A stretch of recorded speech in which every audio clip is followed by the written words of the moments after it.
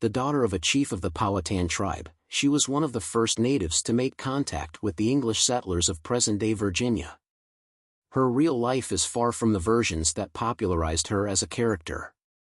She was taken prisoner, used to negotiate, and then taken to London to promote colonization. For most people, the name Pocahontas evokes the little indigenous princess from the animated films produced by Disney Studios in the 90s, but many are unaware that it was a real person, who died 408 years ago, on March 21, 1617. In the stories told about the real Pocahontas, it is difficult to differentiate legend from reality.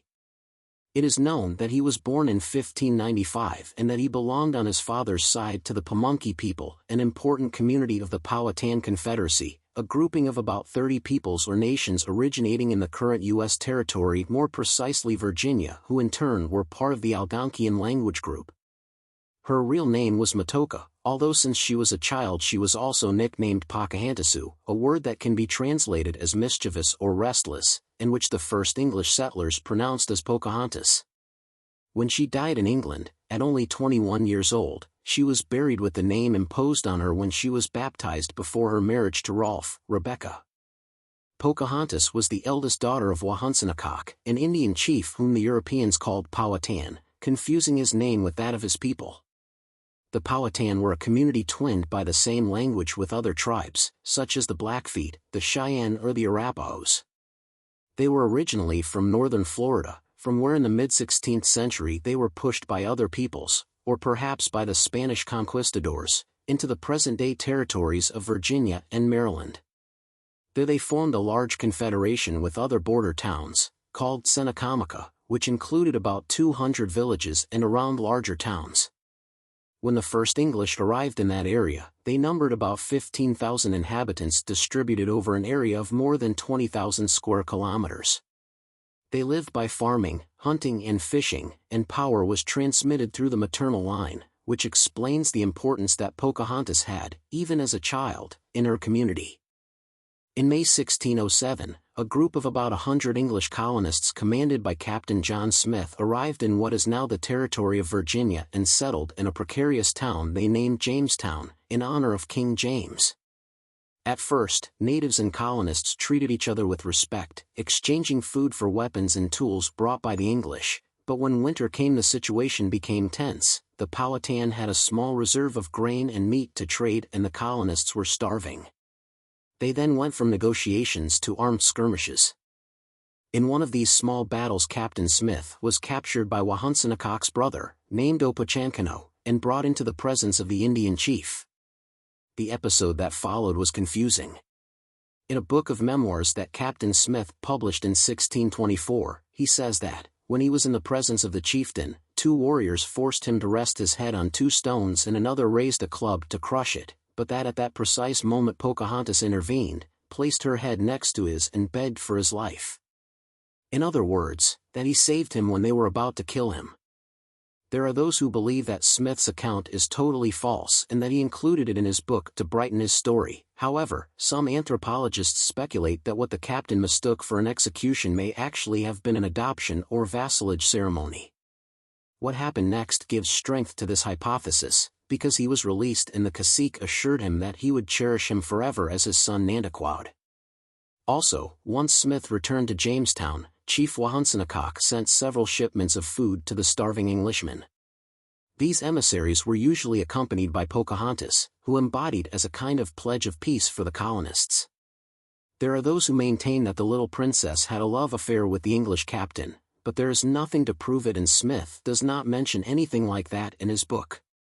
Pocahontas and Smith's alleged affair was picked up by Disney in its first film, which instead completely ignores the marriage to Rolfe.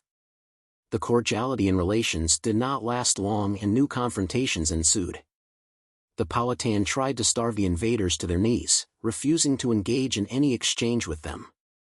Thus, of the 900 settlers who arrived since 1607, in 1610 only 150 remained. In 1609, the English attacked one of their capitals, Oropakes, but were defeated. Over the next 5 years, what went down in history as the First Anglo-Powhatan War unfolded, lasting until 1614. One of the victims of the conflict was Pocahontas herself, who was kidnapped in 1613 and held hostage at Jamestown. Because she was the daughter of an important chief, the colonists thought of using her as a bargaining chip. Held in the fort, the Indian princess asked to see Captain Smith, but was told that he had died. It was false. The Englishman had suffered burns from an accidental explosion and repatriated to England to be better cared for. Pocahontas was already 18 years old, and during her captivity she learned English and was indoctrinated with the Bible. It is not known if she was of her own free will or forced. The point is that she was baptized and received the name Rebecca. Transformed into a young woman, she caught the attention of John Rolfe, a settler and tobacco merchant who proposed to her after sending an emissary to the young woman's father to give his authorization. Wahunsinacock gave his permission, but the bride and groom had to wait for another authorization, that of the governor of the colony, because it was the first case of a marriage between a native and an Englishman, and Rolfe wanted to make sure that it was legal. In his letter to the governor, Rolfe told him that he was not driven to marry by an unbridled carnal desire, but the good of the plantation, the honor of our country, the glory of God, my own salvation, and the conversion to the true knowledge of God and Jesus Christ of an unbelieving creature, Pocahontas. Finally, the representative of the kingdom gave the go-ahead and the couple married on April 5, 1614. Rolfe and Pocahontas' only child, Thomas, was born early the following year. They lived in Henricus, near one of Rolfe's tobacco plantations.